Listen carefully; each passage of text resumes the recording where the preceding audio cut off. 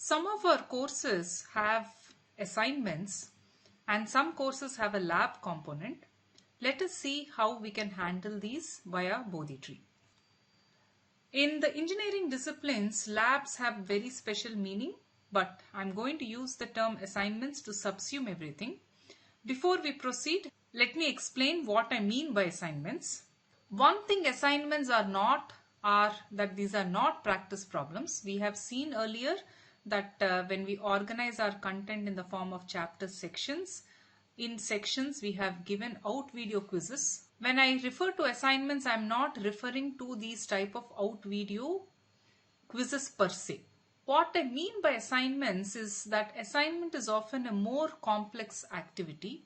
For example, writing programs like in C++ or Python, downloading software tools, running them and collecting traces or logs, running simulators where you vary some input and you explore what the output is and generate maybe some graphs or some observations. While these first three can happen in an online setting, sometimes you may also do hands-on work in a physical lab. For example, you require some physical infrastructure like breadboards, you can assemble circuits, DC motors, chemistry experiments and so on. In subjects like humanities, a more complex activity could be reading some papers and offering critiques. So assignments as a set is a little bit more sophisticated than the usual practice problems. The question is, how do you support these type of things on the Bodhi-tree platform? So before we address how Bodhi-tree handles this, let's first understand what are the requirements for many of these assignments. From the student's perspective, three things that happen.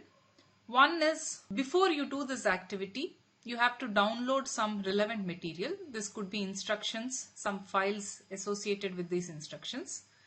So this type of downloading, Bodhi-tree can very well support it. While you are doing the activity, a platform can also support students performing the activity. So when I say support, I essentially mean provide feedback when you are doing that activity.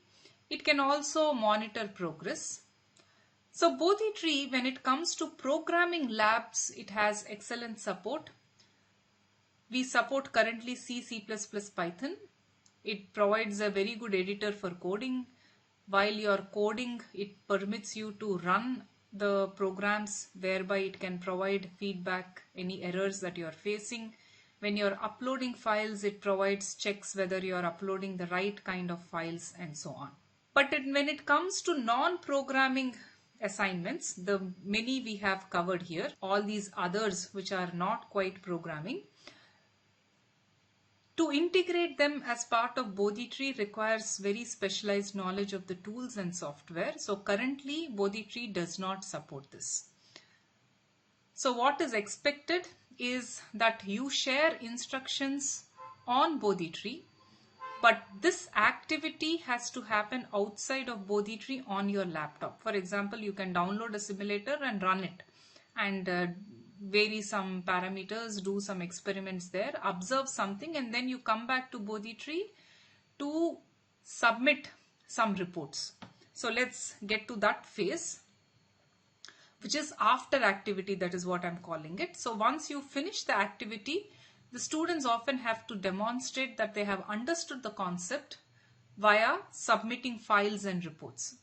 Basically, your observations after finishing that particular activity. So this can also be structured by the teacher, where the teacher asks specific questions and the student provides answers, and these questions can be objective, in which case they can be auto graded, or they can be subjective, in which case some human has to grade it.